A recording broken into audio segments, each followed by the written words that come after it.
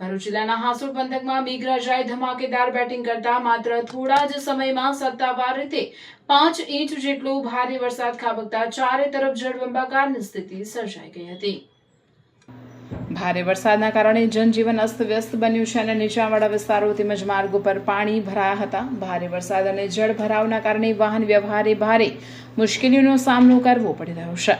હાસોડથી કંટિયાજાળને જોડતા મહત્વના મુખ્ય માર્ગ પર પાણી ફરી વળ્યા છે। સુરક્ષાના ભાગરૂપે આ માર્ગ વાહન વ્યવહાર અર્થે સંપૂર્ણ બંધ કરવામાં આવ્યો છે। આ માર્ગ બંધ થવાથી આસપાસના 10 જેટલા ગામોના લોકોને અવરજવર માટે લાંબુ ફેરો ફરવાની ફરજ પડી છે। સ્થાનિક સૂત્રોના જણાવ્યા અનુસાર દંતરાઈ ગામ નજીક બનાવવામાં આવેલા હંગામી ડાયવર્ઝન પરથી બંધ ખાડીના પાણીનું ધસમસતો અને જોખમી પ્રવાહ વહેતો જોવા મળ્યો છે।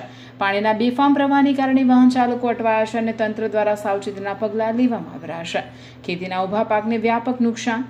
વરસાદના પાણી સીધા ખેતરોમાં ફરી વળતા ખેડૂતોની ચિંતામાં મોટો વધારો થયો છે। હાસોડ પંથકના આસપાસના ખેતરોમાં પાણી ભરાઈ જવાના કારણે ખેતીના ઊભા પાકને વ્યાપક નુકસાન પહોંચ્યું છે, જેના કારણે ખેડૂતો મુશ્કેલીમાં મુકાયા છે।